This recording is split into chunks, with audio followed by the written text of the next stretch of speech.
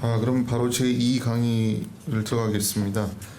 강의를 해주실 분은 웨슬리안 연구소의 임성무 박사님께서 나오셔서 발제 주제는요, 개혁주의와 복음주의의 상호 이해와 상호 협력이라는 주제로 강의를 해주시겠습니다. 예, 박사님 나오시겠습니다.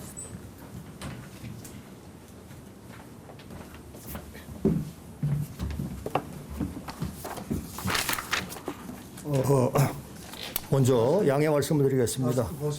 네, 제가 건강 때문에 그 마스크를 항상 공적 장소에 쓰기 때문에 감독님도 좀 양해를 해주시기 바랍니다. 잘 안 들려서. 제가 크고 명료하게 말씀드리겠습니다. 상호 이해와 상호 협력을 위한 제안, 개혁주의와 복음주의 사이에 이것은 제가 자료를 한 달 정도 한번 찾아봤는데 국내에도 이런 글이 없었고 외국 자료에도 이런 글이 없습니다. 그래서 저도 공부가 됐고요.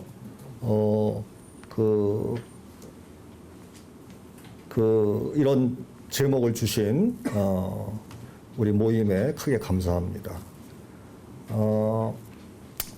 감리교 목사인데요. 저는 개혁교회를 뭐 알겠냐 이렇게 생각하시는 분이 있겠지만 그렇지 않습니다.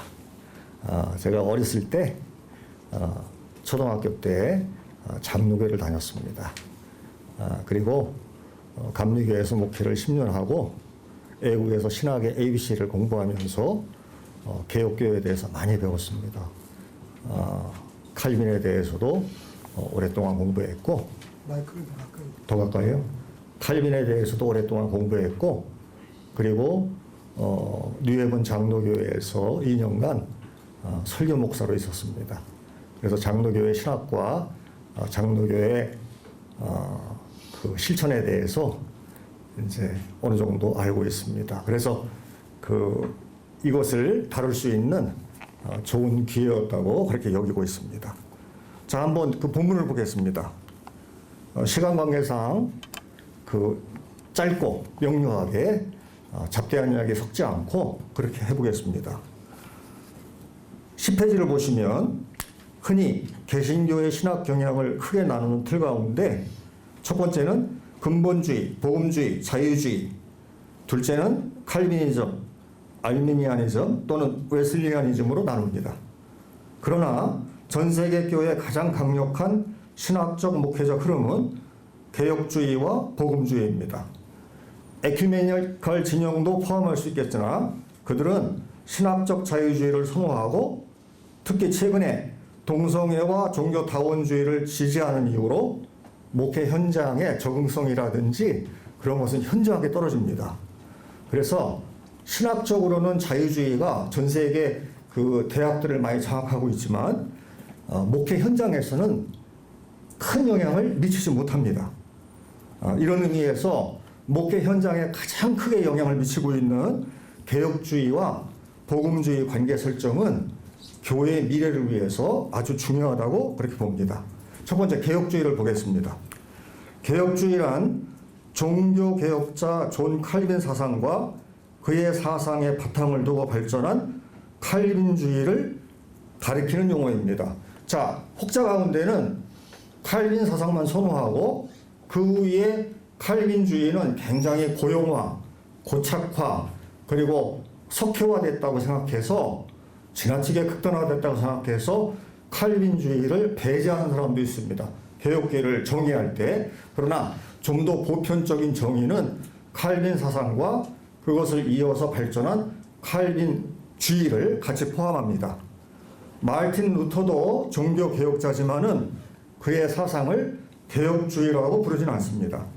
칭의론을 집중적으로 다루었던 루터에 비해서 칼빈의 신학 범위는 좀 더 포괄적이고 성경을 주로 다루던 루터에 비해서 칼빈은 성경 주석과 더불어서 조직신학에서 큰 강점을 보입니다. 칼빈에서 시작하는 개혁주의의 학문성은 청교도주의, 프란시스 툴레틴 등의 17세기 개혁주의 스콜라티시즘, 언약신학, 화란 개혁주의, 아브라함 카이퍼라든지 헤르만 바빈크 등이 유명하죠. 미국 개혁주의, 루이스 벌커, 벤자민 워필드, 찰스 하치 등, 그리고 유럽 개혁주의, 칼발트, 위르간 몰트만, 토마스 토렌스 등을 거쳐 최근에 각광받는 웨스트민스터 신학교의 마이클 호튼에 이르기까지 화려하기 그지없습니다. 슐라이어만은 자유주의 대가인데 그 사람 배경이 개혁주의입니다. 그러나 저는 별로 선호하지 않기 때문에 여기서 뺐습니다. 교파적으로 보면 가장 학문성이 강하지 않을까 이렇게 생각해 봅니다. 침례교회는 전 세계 침례교회가 반은 칼비니즘이고 반은 알미니아즘입니다. 감리교회는 전 세계 감리교회가 교세가 강하지만은 조직신학은 개혁주의에 비해서 제가 생각할 땐 약세입니다. 물론 과정신학같이 굉장히 사색적인 학문을 발전시키긴 했으나 성경이라든지 교부라든지 종교개혁자가 신학의 근본이 되어야 되는데 그래야 교회에 영향을 미칠 수 있는데 그래야 목회와 접점이 이루어지는데 그냥 학자들끼리 하는 공부예요. 그래서 목회 현장에는 크게 영향을 미치지 못합니다. 그래서 그런 점에서 저는 감리교 조직신학이 발전되어 있지 않았고 약하다고 생각합니다. 개혁교회는 예나 지금이나 교리 연구가 깊고 그것을 신앙 고백이나 핵심적인 신조로 잘 표현합니다. 그래서 교회의 목회 현장에 영향을 잘 미친다는 거죠. 이제는 영국의 로버트 레담의 말을 빌려서 개혁주의의 주요 특징을 알아보겠습니다. 첫째는 하나님의 계시, 삼위일체, 중보자로서의 예수 그리스도는 개혁주의의 명백한 초점입니다. 타락한 인간은 오직 하나님 지식에 의해서 자신을 이해할 수 있습니다. 인간은 하나님을 알만한 지식을 가지고 있지만 구원은 오직 삼위일체 하나님의 주권적 활동에 근거합니다. 이중 예정설은 구원에 있어서 하나님의 절대적 주권을 의미합니다. 구원은 인간에게 달려있지 않고 전적으로 예수 그리스도의 십자가상의 속죄에 근거합니다. 성령님은 신자를 그리스도에게 인도하고 연합하게 합니다. 구원받은 신자의 삶은 성경에 의해서 질서를 잡게 되고 성화와 율법 준수가 중시됩니다. 둘째, 칼빈 등 초기 개혁주의자들에게는 예수 그리스도가 하나님을 아는 지식의 지속적인 초점이었습니다. 그러나 이후 개혁주의 스콜라시즘이 도입되고 언약신학이 발전하면서 그리스도 대신 다른 요소들이 지배적이 되었습니다. 요거는 이제 로버트 레담이 그렇게 생각하는 거죠. 어떤 사람은 연속성이 있다 이렇게 얘기하고 어떤 사람은 불연속성이 있다 이렇게 얘기하는 겁니다. 셋째, 개혁주의는 단일하지는 않습니다. 도르트히 이전에는 구원의 범위에 대한 다양한 견해가 있었습니다. 구원의 범위, 그러니까 예정받은 사람들이 범위라는 게 정확하게 뭘 말하는 거냐, 거기에 대한 다양한 논의가 있었다는 거죠. 17세기 언약신학이 발전할 때도 언약의 성격에 대한 견해차가 있었습니다. 언약은 하나님의 일방적인 언약이냐 아니면 하나님과 인간 사이에 상호 동의 가운데 이루어지는 거냐, 거기에 대해서 치열한 논쟁이 있었습니다. 자, 세 가지를 얘기했는데 로버트 레담이 빠뜨린 중요한 특징 가운데 하나는 성경의 권위 강조입니다. 종교 개혁자들은 당시 가톨릭과 달리 권위를 교황, 교회, 전통에 두지 않고 성경에 두었습니다. 19세기 독일 자유주의 신학자들이 역사 비평 또는 고등 비평이란 말로 세속 학문의 눈으로 성경 권위를 허물고 교회가 그 영향을 심대하게 받고 있을 때 미국 개혁주의 신학자들은 성경 무호설, 성경 영감설 등을 발전시켜서 교회를 수호했습니다. 교회가 여전히 신앙과 신학의 최고 표준과 권위는 성경이라는 종교개혁의 가르침을 유지할 수 있게 된 데는 이들의 공헌이 큽니다. 개혁교회가 성경의 중요성, 성경의 권위 이런 걸 대단히 강조했기 때문에 취약한 교단, 신학이 취약한 교단도 그게 중요한 걸 알고 있는 거거든요. 그렇지 않았으면 많은 교단이 신학적 혼잡이 더 심했을 겁니다. 저는 한국 초기 선교사들이 교단을 막론하고 근본주의적 성향을 갖고 있다고 지금 이제 신학교에서 많이 비판을 하는데 저는 다르게 얘기합니다.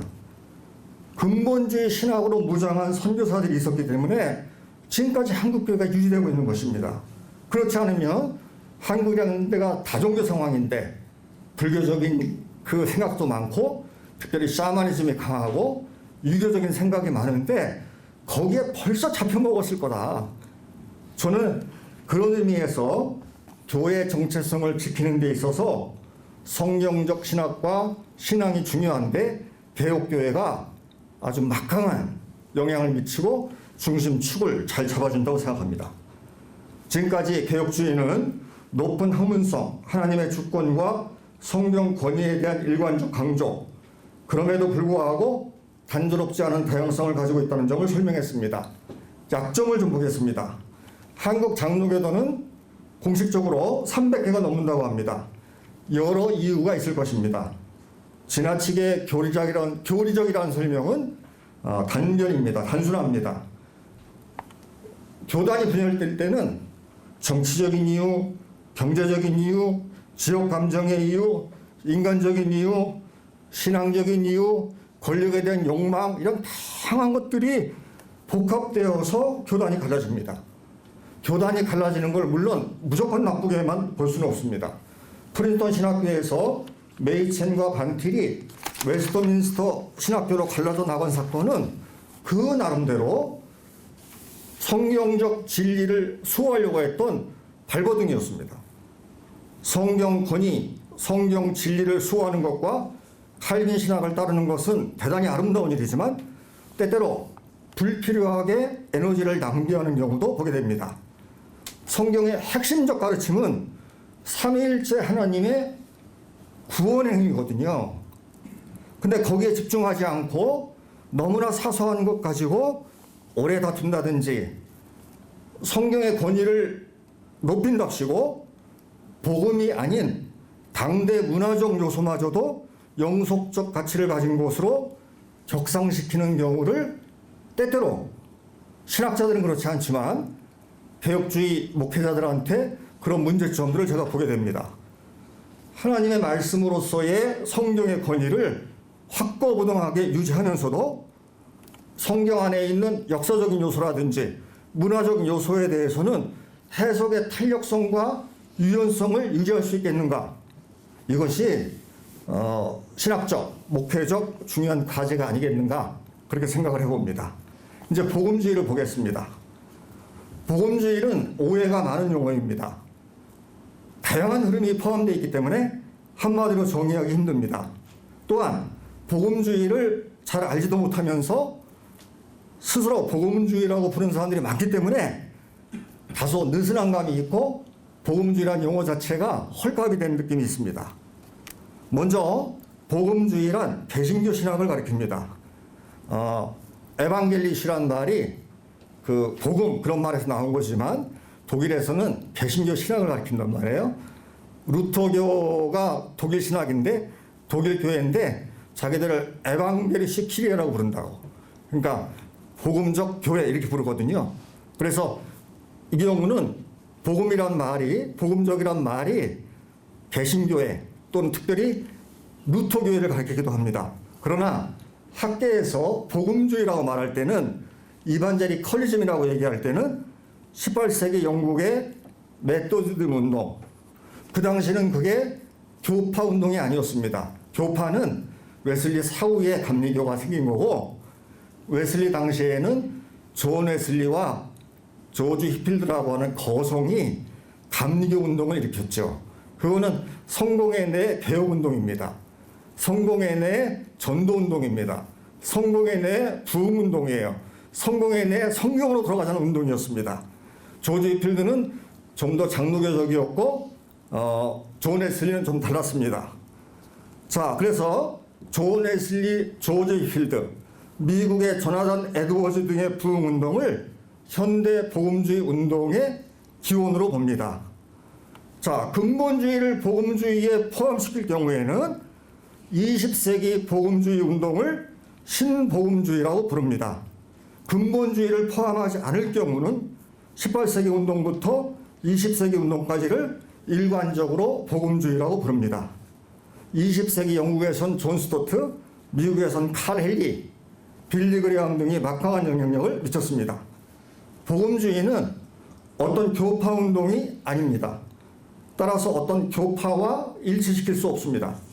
장로교회, 감리교회, 침례교회, 성결교회, 펜타코스탈 교회는 다양한 교파 안에서 심지어 CCC라든지 이런 파라처치 운동을 포함해서 복음주의 경향을 갖고 있는 사람들을 복음주의자라고 부를 수 있을 것입니다. 복음주의 특징을 말할 때는 데이비드 베링턴의 정의가 가장 많이 인용됩니다. 그는 4가지를 얘기합니다. 첫째, 복음주의는 중생경험, 본어게인이라고 얘기하죠. 다시 태어나는 경험을 대단히 중시합니다. 칭의와 회개를 중시합니다. 둘째, 개혁주의와 비슷하게 성경을 신앙과 신학의 최고 권위로 여깁니다. 성경은 하나님의 계시이고 하나님의 영감으로 쓰여진 하나님 말씀입니다. 세 번째, 예수님의 십자가 대속을 믿습니다. 네 번째, 신앙의 표현을 중시합니다. 전도라든지 사회적 성경 같은 걸 중시합니다. 존 스토트가 주도한 1974년 로잔 회의에서는 기독교인의 사회정의를 위한 참여도 강조했습니다. 근데 사실상 더 좋은 정의는 로버트 존스턴 플러신학교 교수인데 그분이 내립니다. 그분은 복음주의 신앙의 핵심적 특징, 성경적 권위를 강조하고 개인의 회심을 강조하고 복음적 증언을 중시하는 것을 머리, 가슴, 손으로 비유하고 셋이 같이 움직이는 것을 중요하게 봅니다. 성경적 판단, 성경적 공부, 성경적 설교 이런 것을 머리라고 생각하고 그 다음에 가슴이 뜨거워지는 경험을 가슴으로 생각하고 그 다음에 적극적인 봉사, 적극적인 선교, 적극적인 전도 이것을 손으로 비유했는데 아주 재미있고 아름다운 비유입니다. 복음주의의 장점은 머리와 가슴과 손을 동시에 강조하는 균형 있는 신앙입니다. 약점도 많습니다. 약점으로는 일단 미국 교회 같은 경우 보면은 세속 정치와 쉽게 결탁합니다. 예를 들면 우파 정치인들을 지원하는 미국 복음주의자들이 있습니다.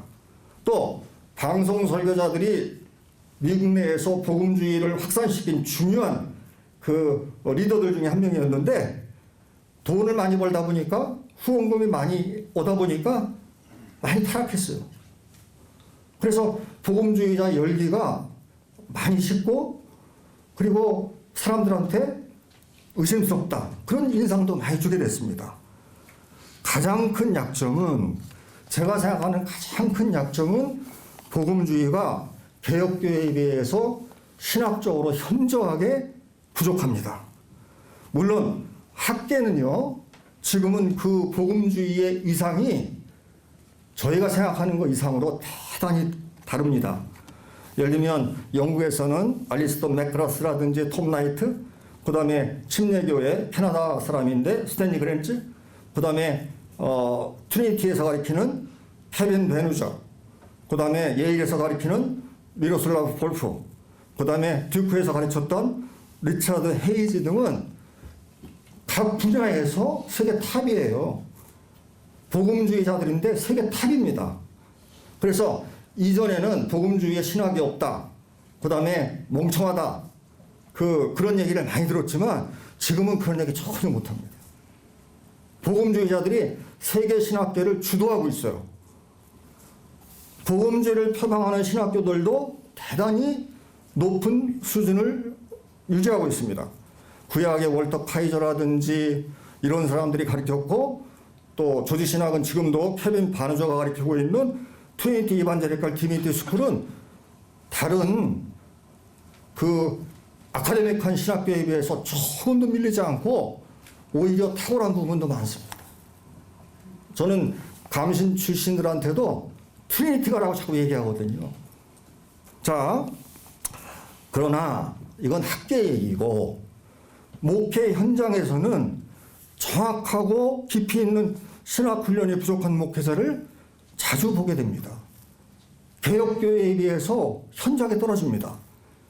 신학을 덜 강조하는 분위기 때문에 초래된 문제일 수도 있고 신학 교육과 목사 원수 관정이 총체적으로 부실해서 그럴 수도 있습니다. 저는 감리교 목사인데 감리교는 나름대로 예를 들면 감신 같은 경우에 신학을 한다고 그러는데 졸업하면 신학의 공백 상태가 됩니다. 신학 없이 목회를 하게 돼요. 그래서 설교의 질이 약합니다. 왜 그러냐? 감신에서 자유주의 신학을 극단적인 자유주의 신학을 많이 배우고 목회 나가면 적응성이 없거든요. 신학을 위한 신학이거든. 아카데믹 서클에서만 하는 신학이거든. 그래서 신학 없이 설교를 한다든지 신학을 부정하면서 설교를 한다든지 그 대안을 마련하지 못하고 여기저기 쫓아다니다가 그냥 세월 낭비하는 감리교회 목회자들이 많습니다. 이게 뭔가 부조화란 말이에요. 신학교와 목회 현장이 부조화를 일으키고 있어요. 이게 심각한 문제입니다. 자, 또 한 가지 지적할 것은 목회 현장에서 워낙 다양한 그룹이 있기 때문에 복음주의란 타이틀을 내세우기에 교리가 밀체감이 떨어집니다. 예를 들면 오순절 교회가 주장하는 방언을 비롯한 성령의 은사, 성령 세례에 대한 일치된 견해가 없어요. 이런 식으로 신학 훈련이 상당히 부족하기 때문에 목회자들이 쉽게 신사도 운동이라든지 뭐 또 아까 버스 타고 오다가 차 타고 오다가 대화를 나누는데 그 유광수 목사 운동이라든지 근데 쉽게 빠져요. 이게 복음주의자들의 약점이라고 볼 수 있습니다. 자, 상호 불신에 대해서 얘기하겠습니다. 개혁주의 측은 지금까지 말씀드린 것처럼 복음주의권이 신학적으로 부족하다고 비판합니다. 목회나 전도를 위해서 실용성을 위해서 진리를 제쳐두는 경향성이 있다고 폄하하는 것을 발견하게 됩니다. 복음주의권에는 알미니안 또는 웨슬리안이 포함되어 있는데 감리교회, 성결교회, 펜테코스탈교회, 상당수 침례교회, 구세군 등 그렇죠. 그 점도 개혁교회 입장에서는 탐탁지 않습니다. 알미니안은 오랫동안 칼빈주의자들에게 이단 또는 칼빈을 왜곡시킨다로 공격을 받았기 때문에 일부 보수적 개혁주의 측은 심지어 감리교회마저도 의심스러워합니다. 왜냐하면 웨슬리를 알미니안으로 보기 때문입니다. 저는 웨슬리가 알미니안으로 보지 않고 알미니아누스의 신학을 일부분 차용했다고 보는 사람인데 웨슬리는 대단히 개혁주의적이죠. 성경적이고 초대 교구적이고 이랬던 사람인데 어쨌든 그런 오해가 있기 때문에 그 감리교마저도 의심합니다. 소위 웨슬리 사변형 그것도 심각한 문제를 일으키고 있습니다. 웨슬리 사변형이라는 게 신앙과 신학에 있어서 성경, 전통, 이성, 경험을 같이 보자는 거예요. 근데 장로교의 복음주의자인 도널드 블레시는 자, 성경과 성경을 중심으로 하는 전통 이것보다는 복음주의자들은 쉽게 이성과 경험이 독립변수로 작용하는 경우가 많지 않느냐 그것을 비판합니다. 물론 웨슬리는 사변형을 주장한 적이 없고 자신을 한 책의 사람으로 규정하기 때문에 한 책의 사람이라는 건 난 성경의 사람이다. 성경이 신학과 신학의 최종권이다. 이렇게 얘기했기 때문에 블레시의 비판은 관역을 벗어난 비판이긴 합니다. 그러나 웨슬리안들이 자유주의 그리고 지금은 오순절의 영향으로 교리와 성경을 이탈하여 세속적 이성과 감정주의, 열광주의, 신비주의로 빠지는 경우가 가끔 일어나기 때문에 전혀 틀린 비난이라고 보기는 어렵습니다. 즉 블레시의 비판은 웨슬리 본인에겐 적용되지 않지만 웨슬리안들에게는 상당수 맞는 얘기다 이렇게 볼 수 있습니다. 반면에 복음주의권은 개혁주의를 차가운 교리주의, 차가운 교조주의로 몰아붙이는 경향이 많습니다. 특히 보수적이고 정통을 주장하는 개혁주의일수록 성령의 은사를 초대교회 기관에 국한시킨다고 불평합니다.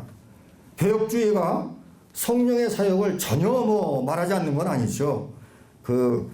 예수님과 연합하는 영이고 말씀을 깨닫게 하는 영이고 이걸 강조합니다. 근데 복음주의 교회는 펜테코스탈 교회의 압도적인 영향으로 성령의 은사를 강조하는 경향이 점점 강해지고 있기 때문에 여기에서 개혁교회와 심각한 입장 차이가 생기게 됩니다. 자, 마지막으로 상호 존중과 상호 협력에 대해서 말씀드리겠습니다. 세계 교회는, 특별히 한국 교회는 교세의 약화, 이단의 창궐, 동성애 문제 등 교회 내적, 외적 도전에 직면하고 있습니다. 중요성을 가르칠 수 있어요. 개혁교회가 해야 될 일입니다. 적응성이 없거든요.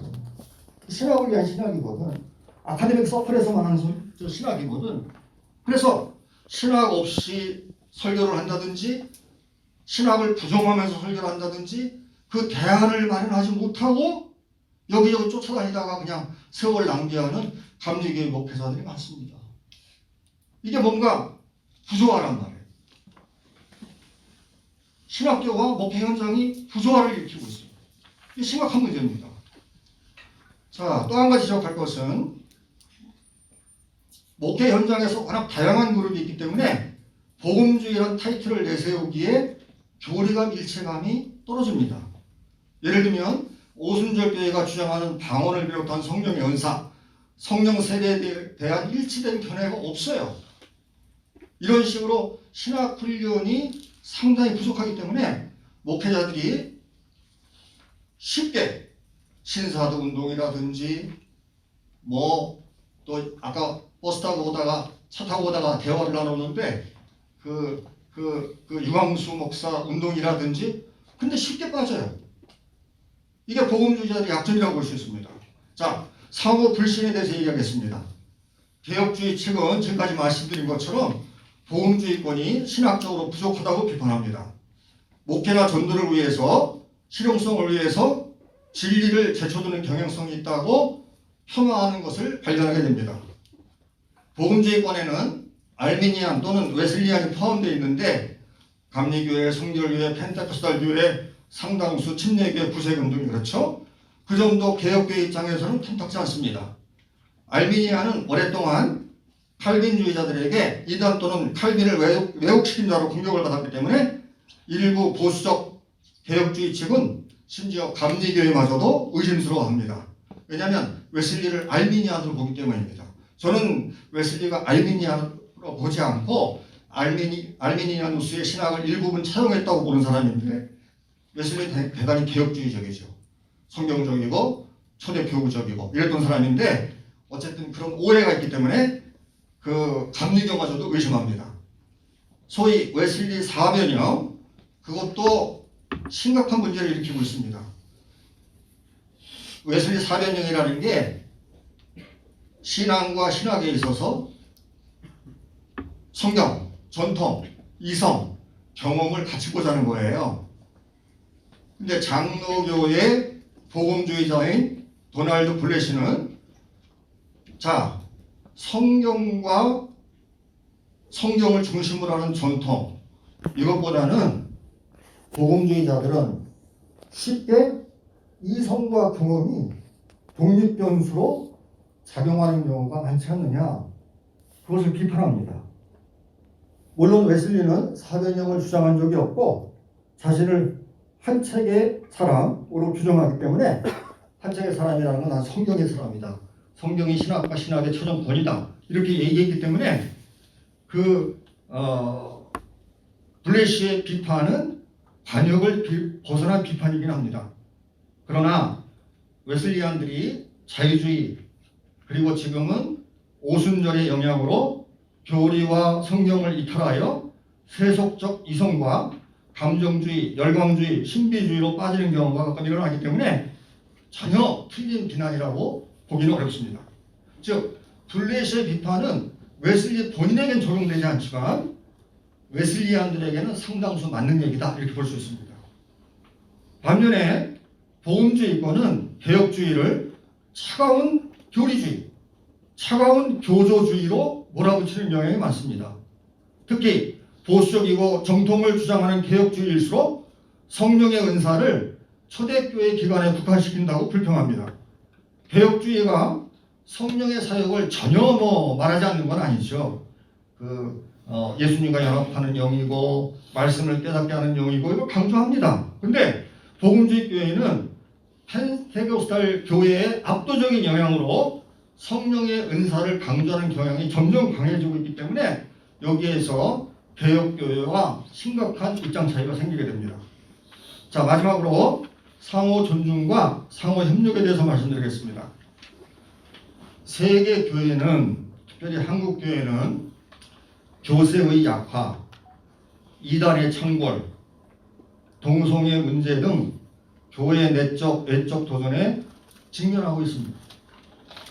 개혁교회와 복음주의는 상호 겹치기도 합니다만 이건 서로 영향을 주고 받거든요.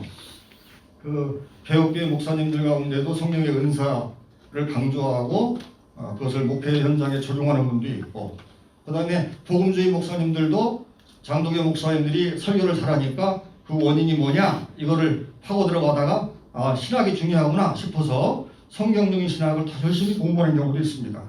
자, 그렇긴 하지만 각각 독특한 신학적, 목회적 지향과 실천을 해왔습니다. 다른 것 같지만 둘 다 주님을 따릅니다. 둘 다 주님의 교회입니다. 그래서 우리는 서로를 바라볼 때 서로의 장점을 배우고 약점을 반면 교사로 삼으면서 교회다운 교회를 세우기에 최선을 다하고 힘을 합쳐서 시대적 도전에 대응해야 합니다. 개혁교회가 복음주의 교회에 바칠 수 있는 가장 위대한 것, 가장 아름다운 것은 신학의 중요성입니다. 성경적 신학의 중요성입니다. 성경적 신학이 없으면요 목회자가 아니거든. 그건 무당이야, 무당. 잡스러운 종교를 그냥 기독교의 이름으로 하고 있는 거에 불과하다고. 자기 사상을 얘기하는 거고. 그래서 성경적 신학의 중요성을 개혁교회는 가르칠 수 있어요. 예를 들면은 인터포 문제를 이제 우리 최 교수님이 잘 말씀하셨지만 신학이 부족했던 과거의 여의도 순복음교회, 또 춘천의 한마음교회, 인터포 이런 데다가 신학의 중요성을 가르칠 수 있어요. 개혁교회가 해야 될 일입니다. 여의도 순복음교회는 과거에 이단 시비가 있었던 교회입니다. 근데 조영기 목사님이 대단히 영리하셔가지고 또 겸손하셔가지고 특별히 장로교회가 이단 시비로 막 논쟁이 심했을 때 그 비판을 받아들였어요. 그래서 그 당시 신학교가 변변치 않았는데 그 학생들을 감신, 총신, 장신 이런 데 파송을 했어요. 파송 홍보를 하라고. 그리고 신학연구소를 세우고 성경연구소를 세우고 그리고 네, 목사님. 지금 우리 강의하신 교수님의 의견에 대해서도 전적으로 동의하고 또 앞에 강의하신 교수님의 강의 속에서 지금 우리가 일어나고 있는 이러한 현상들이 사실은 한 교회나 개교의 목회자가 문제가 아니라 신학적인 이야기다.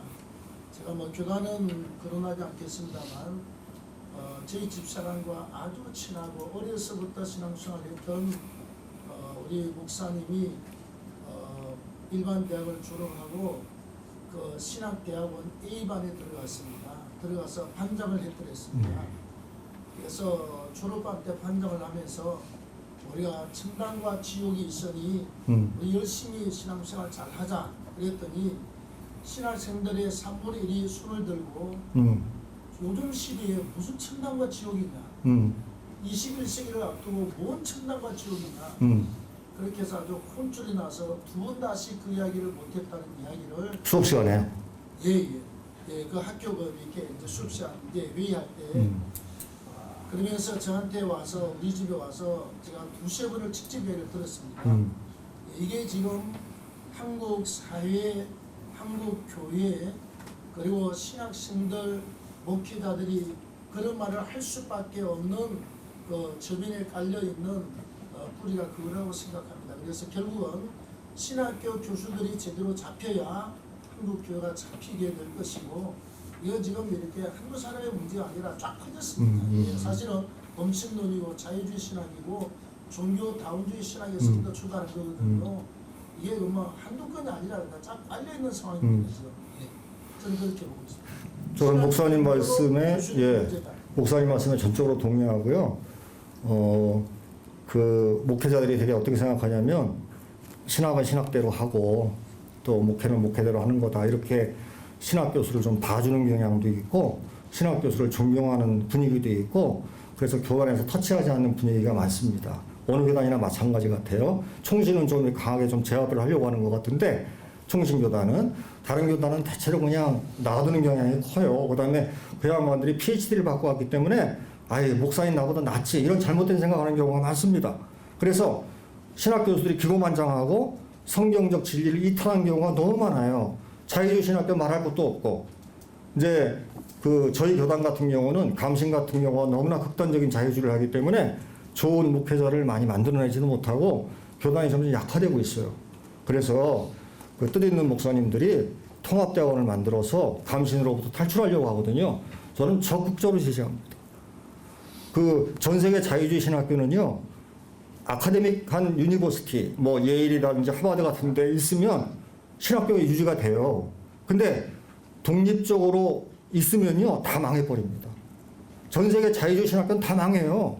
왜냐면 나가서 목회를 할 수가 없어요. 심지어 신앙 유지도 안 됩니다.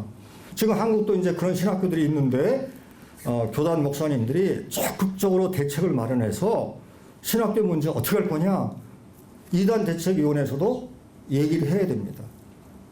강하게 강조하지 않으면은 이상한 생각으로 무장된 사람들이 한국 교회를 박살낼 겁니다. 저는 목사님 말씀에 전적으로 동의합니다. 네, 감사합니다.